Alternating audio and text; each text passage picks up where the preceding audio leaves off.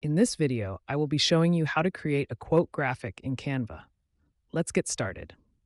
Starting on the Canva homepage, I head straight to the search bar to find some inspiration.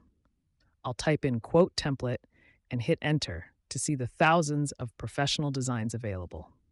I'm looking for something clean and modern, so I'll scroll down through these layouts until I find the perfect match.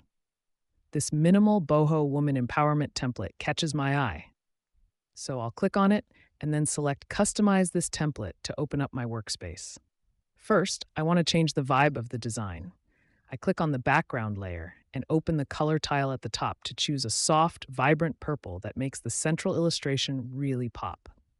Now it's time to update the message. I double-click on the existing text to highlight it and type in my own quote, "Girl Power," in all caps for extra impact. To make sure everything looks balanced, I'll click and drag the text box down just a little bit, centering it perfectly under the graphic.